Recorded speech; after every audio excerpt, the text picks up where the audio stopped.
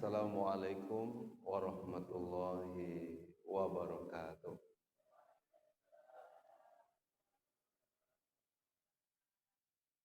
Innal hamdalillah nahmaduhu wa nasta'inuhu wa nastaghfiruh wa na'udzu billahi min shururi anfusina wa min sayyiati a'malina. May yahdihillahu fala mudhillalah wa may yudlil fala hadiyalah. Asyhadu an la ilaha illallah wahdahu la syarikalah wa asyhadu anna Muhammadan abduhu wa rasuluh. Allahumma sholli ala sayyidina Muhammad wa ala ali sayyidina. Ayah bunda, bapak ibu, serta generasi muda, kaum muslimin dan muslimat, hamba-hamba Allah yang senantiasa dirahmati dan yang diberkahi Allah Subhanahu wa taala, dan yang sama-sama sangat kita hormati seluruh pengurus Masjid As-Sabirin yang dirahmati, dicintai Allah Subhanahu wa taala. Kembali kita diberikan kesempatan untuk bersyukur padanya. Kembali pula kita diberikan kesempatan untuk mengingatnya, memujinya, dan diberikan nikmat kesehatan dalam taat padanya. Walaupun kita punya kecenderungan untuk melupakan, tapi yakinlah Bapak Ibu, jalan kemudahan demi kemudahan, kebahagiaan demi kebahagiaan itu, ketenangan demi ketenangan akan kita raih ketika kita benar-benar mencintainya, merindukannya. Dia adalah yang Maha Pengasih lagi Maha Penyayang. Mudah-mudahan Allah mencintai kita semua yang hadir di majelis ilmu ini. Dengan demikian Allah berikan kebahagiaan buat dunia dan akhirat kita. Amin ya rabbal alamin. Tidak lupa salawat kita buat Nabi tercinta, Nabi besar Muhammad sallallahu alaihi wasallam, dengan mengucapkan Allahumma sholli ala Muhammad wa ala ali Muhammad. Saya tadi melihat ada lampu yang warna hijau di Masjid As-Sabirin, pas di depan. Jadi terbayang satu lampu hijau yang ada di Sa'i, yang ada di Safa Marwah, waktu kita ingin melaksanakan Sa'i. Jadi kalau rindu ingin bersa'i, datang saja ke Masjid As-Sabirin. Jadi lihat-lihat lampu pilar hijau. Betul Pak ya? Warnanya pas betul, warna hijau. Yang kita kalau lewat itu laki-laki berlari-lari kecil ya Pak Ji ya. Allah maafir, ya kita minta ampun pada Allah. Gitu. Yang kedua, di Masjid As-Sabirin ini saya ingat betul ada klakson sepeda yang paling kuat bunyinya di dunia ya. Jadi saya tanya tadi, Pak, gimana kabar Bapak yang mana Bapak yang punya sepeda yang klaksonnya besar? Ternyata saya tanya kepada orang yang punya sepeda itu. Saya orangnya katanya. Malu juga. Yang ketiga, tentu saya mengucapkan banyak terima kasih pada jemaah Sabirin yang telah mendoakan kita, yang berangkat 450 orang dari kloter 3 embarkasi Batam atau kloter pertama Kota Pekanbaru. Alhamdulillah 450 orang tersebut selamat kembali ke tanah air semuanya. Alhamdulillah irobet. Jadi jazakumullah khair. Tidak ada yang tinggal, tidak ada yang meninggal di tanah suci. Semuanya kembali dalam keadaan yang baik, sampai di tanah air ini. Ini catatan saja Bapak dan Ibu, karena kita diminta kemarin petugas haji daerah. Kita mengucapkan tentu banyak terima kasih pada pemerintah kita Indonesia yang telah maksimal dalam menyelenggarakan ibadah haji, khususnya bagi jemaah yang telah mendaftar di tahun 2012, berarti usia menantinya lebih kurang 12 tahun. Dan alhamdulillah begitu luar biasa pelayanannya, sudah maksimal rasanya.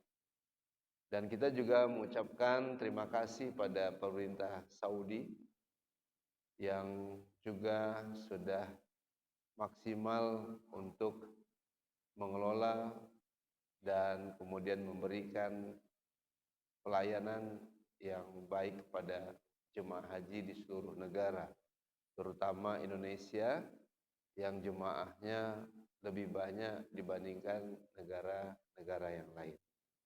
Jadi kalau mulai dari Malaysia, negara tetangga, Brunei, Thailand, kemudian India, Pakistan, Bangladesh, sampai ke negara-negara Eropa, maka jemaah haji yang paling banyak itu dari Indonesia. Nah, Bapak dan Ibu yang dirahmati dan diberkahi Allah Subhanahu wa taala, saya hanya menyampaikan beberapa hal saja. Semoga bisa menjadi perhatian, masukan, dan tidak menerima informasi hanya sebelah pihak saja, ya. Agar informasi ini bermanfaat dan nanti kira-kira apa inti kajian. Bapak dan Ibu, walaupun jemaah haji itu banyak, ada yang menyebutnya sampai 261.000 orang. Bahkan kita kemarin tinggal di daerah Sisa namanya, itu lebih kurang 5 kilo, 4 sampai 5 kilo ke Masjidil Haram menggunakan bus selawat. Di Sisa itu sebutlah namanya kecamatan. Apakah kalau di sini Bukit Raya atau Marpoyan Damai, itu jumlah jemaah haji Indonesia sampai lebih kurang 60.000 orang.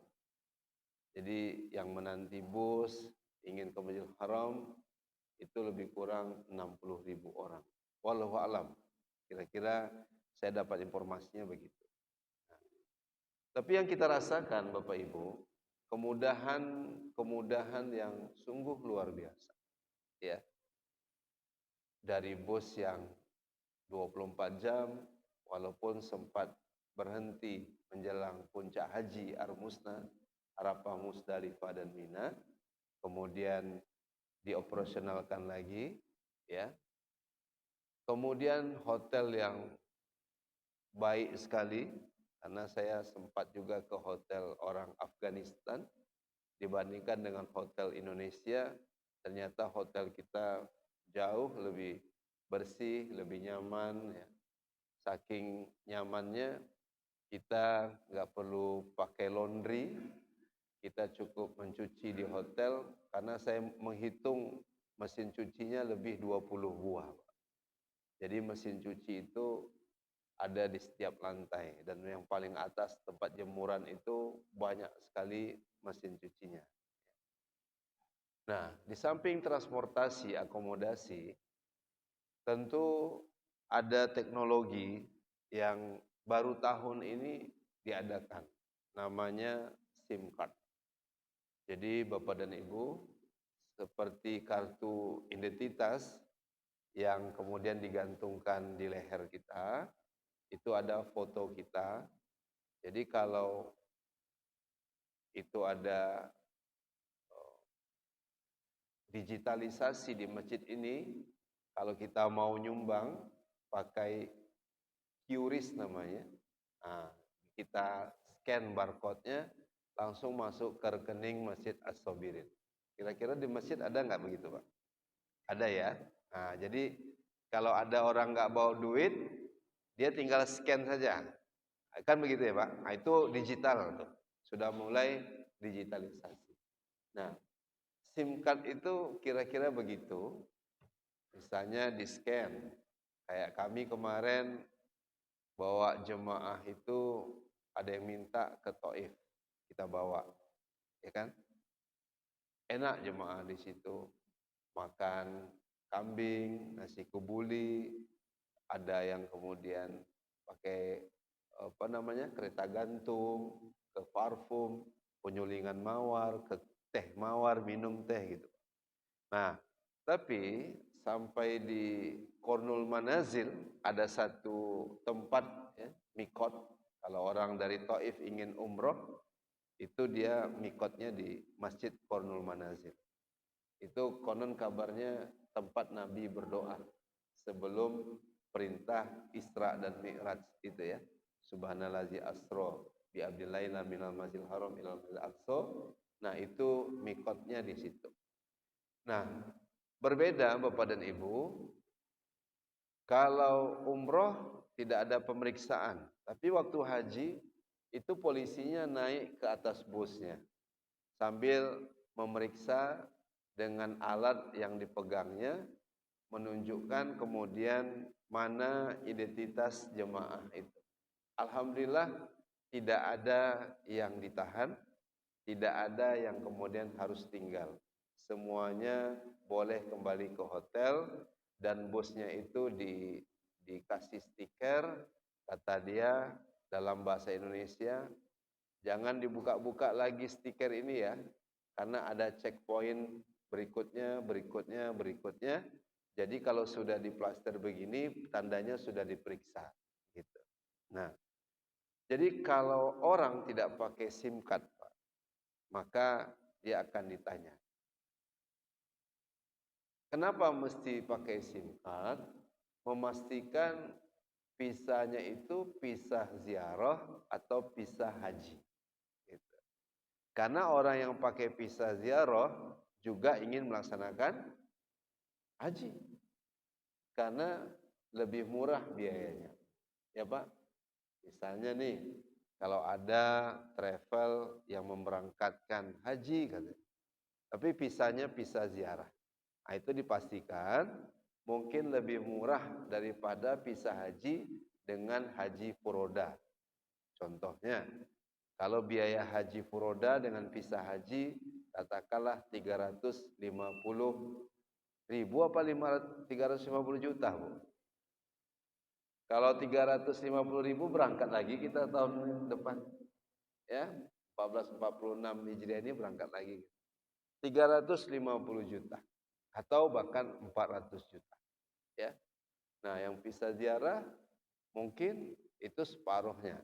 Nah, tapi saya menyampaikan pada jemaah, kan kalau nunggu haji reguler di Pekanbaru ini konon kabarnya sampai 27 tahun kabarnya. Nah, nanti tanya Pak Koi berapa tahun. Tapi dari kasih haji dapat informasi sekitar 27 mungkin sampai 30 tahun, Pak. Nah, betul Pak Jia.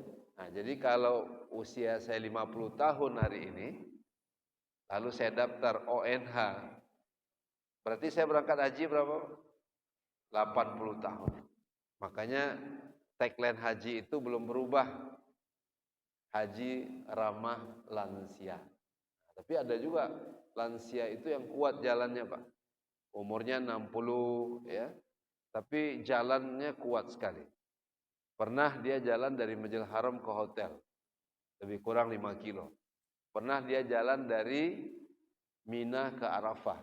Karena dia ngambil tarwiyah, yaitu mabit di Mina, 8 Zulhijjah.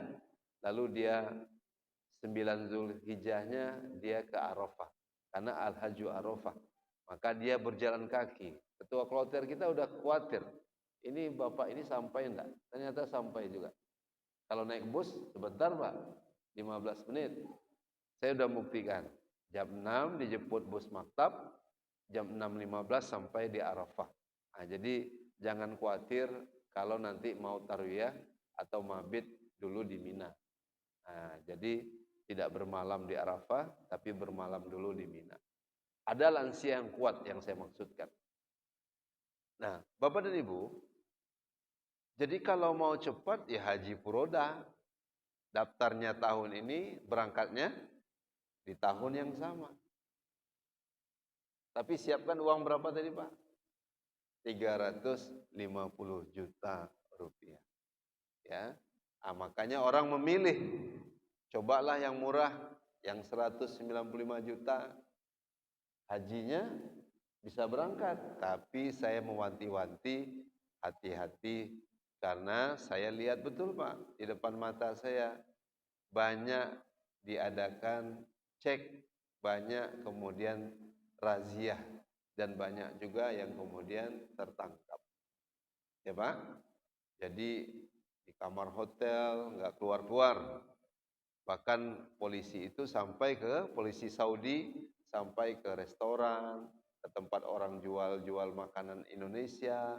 Nah, jadi kalau mau berangkat jemaah, pastikan visa haji saja. Ya Pak, tidak visa yang lain. Jadi kalau ada orang bertanya, kalau dia bisa masuk ke Arafah, dia melaksanakan puncak haji, sah enggak hajinya? Kira-kira gimana Pak? Dia pisahnya pisah ziarah, bukan pisah haji. Kemudian dia berhaji juga, sah enggak hajinya? Insya Allah sah juga. Ya, insya Allah haji juga. Ya, insya Allah sah. Tapi ada ulama Saudi yang mengatakan seperti orang nikah siri. Nikahnya sah. Ya. Nah, Bapak yang ketawa kayaknya punya pengalaman nikah siri. Iya, ya. Hah? Sah nikahnya, cuman tidak ada akte nikahnya. Kira-kira begitu. Nah, ini sebagian ulama. Sebagian yang lain janganlah gitu. Karena nanti kalau kita masuk ke tenda orang, sebenarnya tidak tenda kita. Paham ya Bapak Ibu? Nah, makanya teman-teman itu di Musdalifah, saya tanya teman saya pakai visa ziarah, itu tidak turun ke Musdalifah, hanya di dalam bus saja. Apalagi tenda yang di Mina, karena tidak ada tenda di Mina. Saya aja tinggal SIM card itu Pak. Ada security yang jaga di pintu-pintu mau masuk ke tenda Mina itu. Mina itu kan kota tenda. Tapi berapa tahun lagi mungkin tendanya tidak ada. Mungkin diganti dengan bangunan permanen. Seperti apartemen ataupun hotel. Master plan-nya sudah ada. Wallahu alam. Ya Pak. Tapi kita kadang menikmati juga di tenda Mina itu. Ya. Jadi SIM card itu sangat membantu. Ya, jadi orang nggak perlu antri. Saya hanya menyampaikan hal yang pernah saya alami kemarin Pak ya. Rasanya betul-betul nyaman dan ingin juga nih menjadi petugas tahun-tahun berikutnya nih. Kalau boleh oleh Kemenak ya. Nah, bahkan kita menyiapkan kantong urin Pak. Jadi kantong urin itu ada dijual di apotek. Jadi kalau Bapak nggak tahan lagi, orang ngantri di toilet, pipiskan saja di kantong urin itu. Nanti air seni Bapak itu jadi gel ya, berubah jadi agar-agar. Tapi dibuang Pak ya, jangan dikoleksi pula. Ya, dibuang di tempat pembuangan sampah. Saya sudah minta ke dokter tenaga kesehatan haji Indonesia, dikasih. Karena diprediksi tahun sebelumnya aja orang ngantri. Nah tahun ini jumlah jemaahnya lebih banyak lagi. Ternyata yang dibayangkan tak sama. Saya membayangkannya ngantri 3 jam lah, 4 jam. Alhamdulillah Pak, 10 menit bisa. 15 menit cukup cepat ngantri di toilet yang ada di Arafah. Karena orang kan banyak sekali. Ya.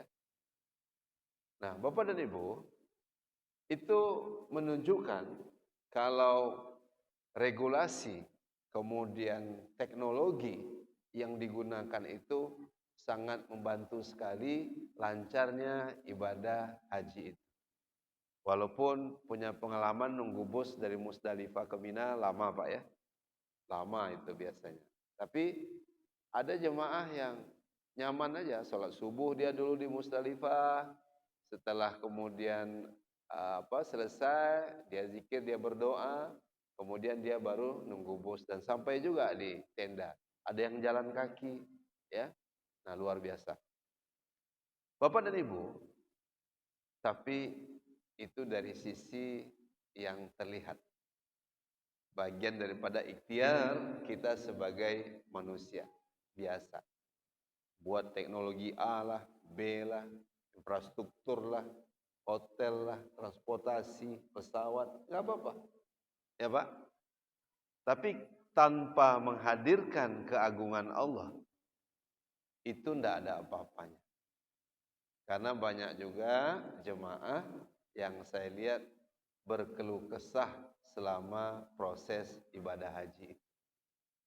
Mengeluh terus, mengeluh terus. Bahkan ada yang sangat ironis sekali, ketika kita tawaf sunnah, saya waktu itu di lantai bawah, kan bisa di lantai 2, 3, dan 4 sekarang tawafnya. Apa yang kita sedihkan Pak? Itu ada bapak-bapak di depan Multazam, pintu Ka'bah itu. Itu main game online ya. Di depan Ka'bah itu pegang handphone sambil main game. Jadi ini kan sangat menyedihkan, menunggunya lama sampai di situ menyia-nyiakan. Itu kira-kira ada nggak orang main game sambil ngingat Allah gitu loh Pak? Main game di depan Ka'bah, subhanallah. Kalau menang, alhamdulillah. Allahu Akbar. Jarang juga saya lihat anak-anak sambil berzikir main game kan. Ya kan Pak ya? Pasti lalai, pasti kita lupa pada Allah Subhanahu wa Ta'ala. Nah, jadi menyia-nyiakan.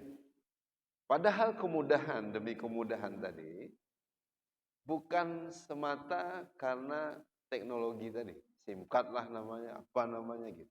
Ya Pak? Saya yakin itu karena hubungan yang baik kita dengan pemilik Ka'bah.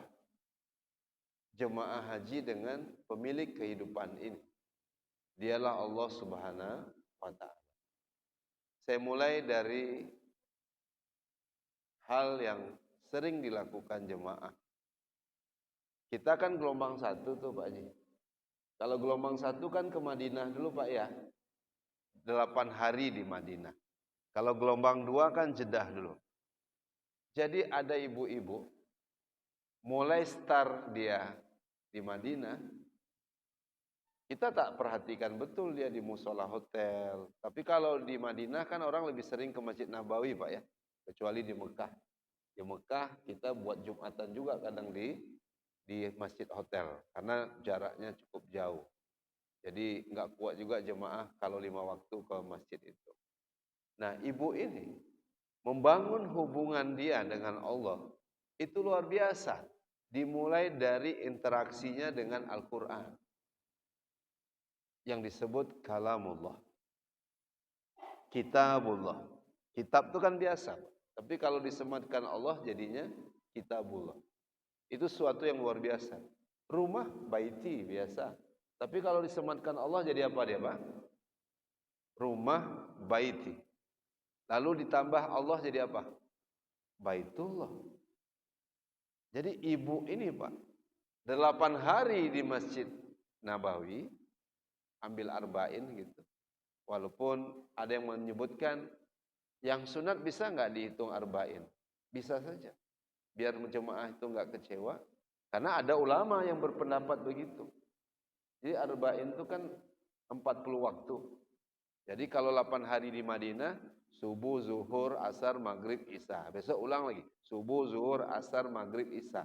Selama 8 hari, berarti berapa waktu Bu? 40. Terhindar seseorang dari munafik. Tapi kalau kurang, tertidur misalnya, ya, terlambat misalnya, ada ulama yang menyenangkan hati jemaah, sunat pun itu insya Allah bisa melengkapi kekurangan. Wallahu a'lam. Itu pendapat. Jadi kalau ke sana ibu jangan tinggalkan sholat jenazah. Biasanya habis sholat wajib orang sholat apa Pak?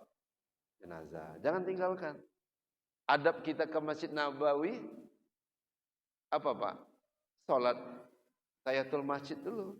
Ya kan? Di Masjid As-Sabir ini kita juga sholat tahiyatul masjid dulu waktu kita sampai di sini. Ya, apalagi di Masjid Nabi. Nah itu dihitung. Nah ibu ini 8 hari di sana mengkhatamkan 2 kali Al-Quran. Mungkin ada ibu-ibu yang lain khatam pula dia mall yang di depan Masjid Nabawi. Khatam deh ini jual ini lantai ini. Itu kan khatam juga itu.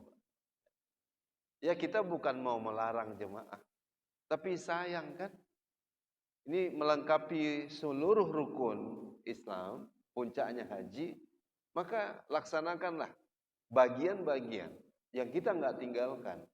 Bagaimana kita membangun hubungan yang baik dengan Allah. Ada orang matanya tertutup Pak, tapi ibu ini tetap terbuka untuk melihat kalam Allah Subhanahu Wa Taala. Masya Allah, tabarakallah. 8 hari khatam Quran 2 kali. Ternyata bisa kalau ada orang kesungguhan itu, keseriusan itu. Karena tidak ada lagi ngurus anak, nggak ada lagi ngurus cucu, nggak ada lagi masak. Makanan pemerintah kita kerjasama dengan Arab Saudi, makanannya ada terus Pak ya. Masya Allah. Di tenda, oh banyak. Itu orang yang bilang tidak makan tuh, bukan tidak makan dia Bu. Dia makan juga, cuman makan nasi itu diantar 9:30 malam, waktu di tenda Mina. Kenapa? Karena ada giliran, gak mungkin di kloter kita terus, kloter yang lain pula lah diantar. Padahal sebelum tuh lahabi kue agak 5 bungkui gitu Pak. Udah habis kurma, makan-makan yang banyak juga makanan yang lain. Nah gitu. Jadi Bapak dan Ibu banyak sekali. Makanan sudah ada, ya padat, buah, kue ada. Jadi nggak masak lagi. Maka ibu ini bisa khatam Quran. Subhanallah. Jadi apa-apa yang bersama Al-Quran pasti hebat. Mekah, Al-Mukarramah, Madinah, Al-Munawwarah. Coba, ya, karena Quran berkah negeri itu. Bapak kalau diberikan kesempatan menghabiskan masa tuanya tetap ingin di Pekanbaru atau di tanah haram, Pak? Ibu mau di mana, Bu? Di tanah suci apa di tanah air? Tanah suci. Berarti Ibu tidak cinta tanah air ya? Cinta juga. Ya, Bu. Cuma tentu kalau diberikan kesempatan ingin juga kita mengakhiri hidup kita di tanah suci ya, Bu ya. Kira-kira kalau sholat jenazahnya yang menyolatkan jenazah kita sedikit apa banyak, Pak? Banyak. Lebih dari banyak. Karena satu waktu itu kalau musim haji diprediksi satu waktu sholat bisa sampai 5 juta orang. 4 juta mungkin lebih 5 juta. Karena kuota haji itu boleh jadi 4 juta orang. Maka Saudi harus serius. Karena 4 juta kalau dikali 90 juta itu uangnya 360 triliun Pak. Gak bisa dibawa pakai sepeda itu. Kalau uang 360 triliun ya Pak. Maaf ya Pak. Iya kan? 4 juta kali 90 juta. Berapa duitnya Pak? Iya. Carilah nanti Pak. 360 triliun. Makanya Arab Saudi itu punya kementerian haji sendiri. Arab Saudi, haji dan umroh itu kementeriannya sendiri. Bukan kementerian agama, tapi kementerian haji. Nah, jadi kalau Indonesia nanti buka kementerian haji, insya Allah Pak Kowi, Pak Haji Kowi kita usulkan jadi wakil menterinya. Lalu beliau tanya, siapa menterinya? Ya saya lah. Sombong betul Ustaz. Ya Pak. Baik, Bapak dan Ibu yang dirahmati dan diberkahi Allah. Jadi dia mulai hubungan yang baik dan dia diberikan kemudahan.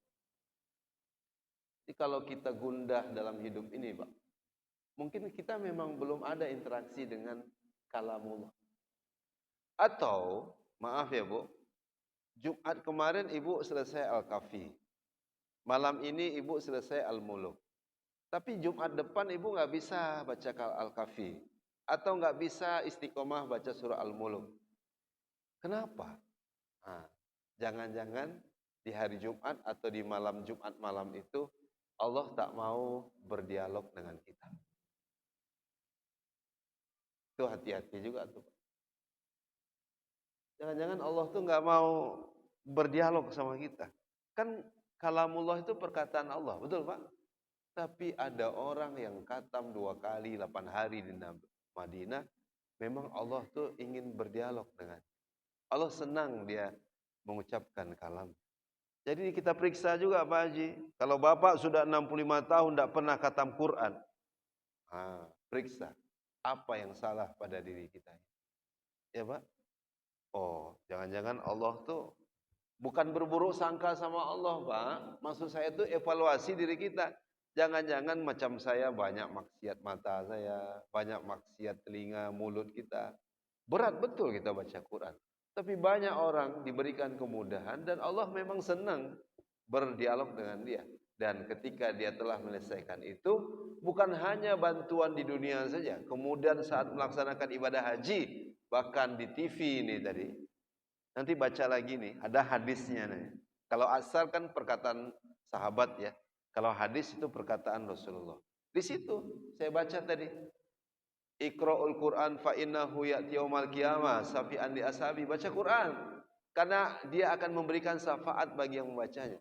Jadi kalau gundah baca Quran, Bang. Kalau gundah baca Al-Qur'an, Bang. Ya. Kalau ibu-ibu susah betul hidupnya hari ini, ya kan kita ujiannya bisa penyakit, bisa ekonomi. Ada orang ekonominya bagus tapi kesehatannya enggak prima. Ada orang kesehatannya bagus, Pak, tapi dompetnya lebih lebih banyak eh, kwitansi eh, apa catatan bon warung gitu. Ya. Banyak ujiannya macam-macam. Yang kita inginkan sehat badannya, banyak duitnya. Setuju jemaah? Semangat betul ibu-ibu. Sehat badannya, banyak duit. Ya senanglah. Kan senang. Sehat badan, banyak duit. Tahun depan haji furoda. Saya serius Pak Haji Koi. Karena kita menikmati sekali haji itu. Ya Bu. Kalau ada duit Pak, serius. Pengen haji lagi ketika badan sehat, kita berdoa, Allahumma afini fi badan, Allahumma afini fi sam'i, Allahumma afini fi basori. Ya Allah sehatkan badanku, pendengaran, penglihatan, sehat kita, lalu punya duit, punya kemampuan, tentu ingin berhaji kita. Iya Pak. Ingin setiap tahun berhaji. Ya. Nah Bapak dan Ibu, jadi kemudahan itu dengan banyak membaca Al-Quran.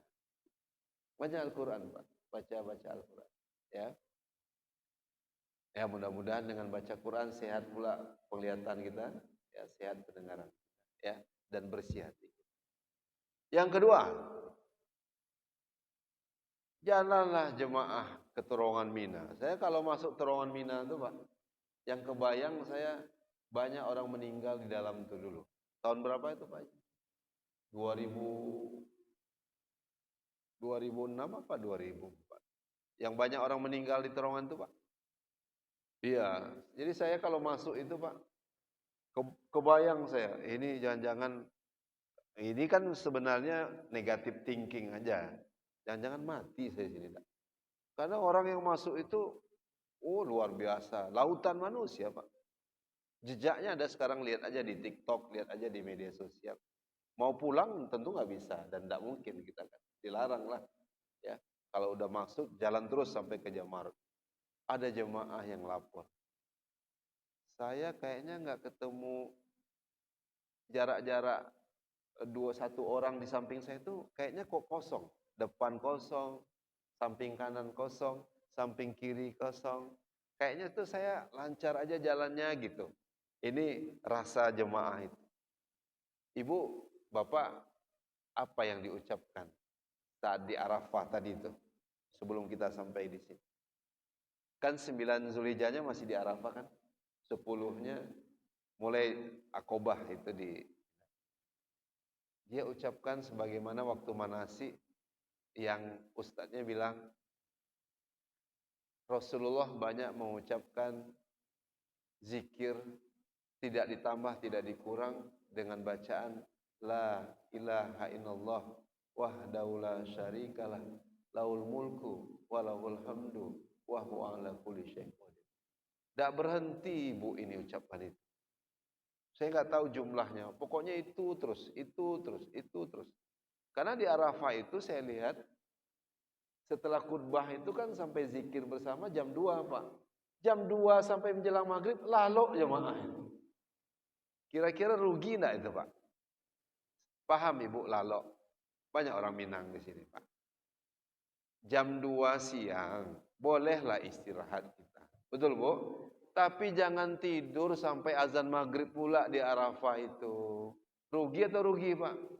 Rugi. Kalau sakit, kata orang Arab, mafi muskilah. Dia ada rukso, ada keringanan. Tapi kalau dia hanya duduk-duduk di luar tenda, ngerokok-ngerokok, ngopi-ngopi, maaf. Lalu tidur atau sampai sore itu dia nggak ngapa-ngapa, rugi kan? Harusnya apa yang dia ucapkan? Zikir. Zikir terus.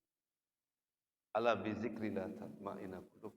Jadi kita itu menangis Pak, dengan istighfar, dengan zikir kita. Dan itulah kemudahan yang Bapak Ibu rasakan. Jadi kalau saya disuruh ngisi, kita kan izin Allah tuh petugas Pak Haji ngisi kadang di bus, ngisi di hotel, ngisi di kajian subuhnya, zuhur atau maghribnya kira-kira gitu. Nah, kemudahan itu karena zikir Bapak, karena zikir Ibu. Maka Quran itu menjadi zikir yang utama, tapi ada zikir pagi dan petang yang harus kita biasakan. Mulai dari tanah suci sampai ke tanah air. Yang tidak ke tanah suci amalkan, yang di tanah suci amalkan, yang dari tanah suci sampai ke tanah air juga amalkan. Zikir-zikir masyhur itu. Banyak sekali, Pak. Subhanallahi wa bihamdi subhanallah azim. Ya. Kalau yang biasa kan subhanallah alhamdulillah wa la ilaha illallah Allahu akbar. Silakan. Tapi jangan sampai berhenti lisan kita untuk memujinya, mengingatnya. Ya. Dengan lirih kita betul-betul rindu padanya, mencintainya. Jadi itu kemudahan, Pak. Dalam hidup ini kalau kita banyak mengingat Allah Subhanahu wa taala. Tapi maaf, sampai di pintu Ka'bah pun kadang orang melupakan Allah. Ya kan?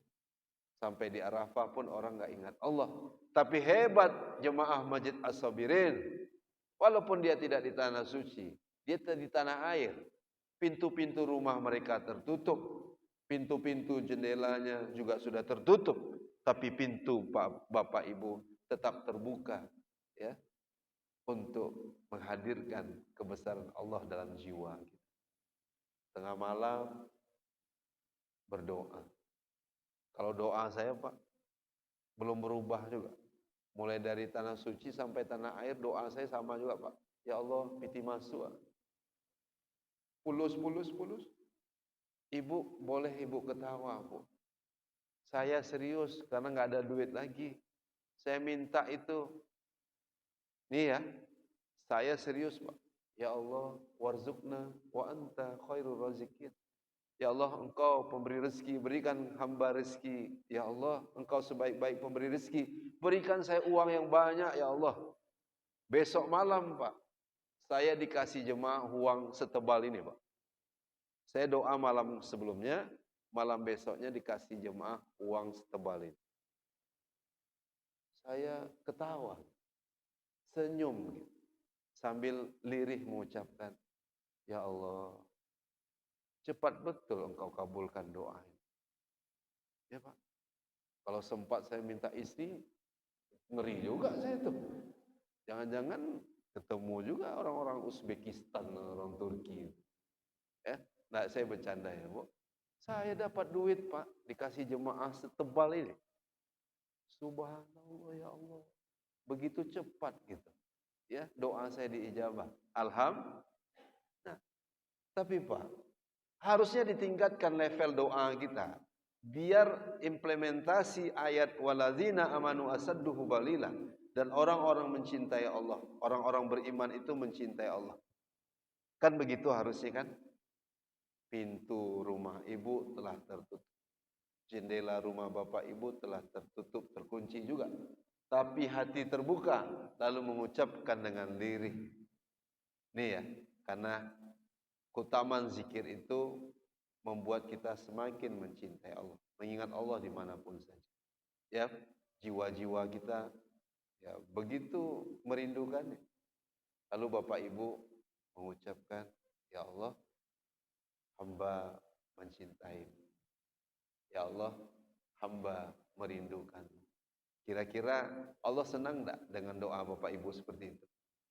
Oh, Pak, kalau Allah sudah senang, kalau Allah sudah cinta, kira-kira hidup kita ini sulit apa mudah, Pak?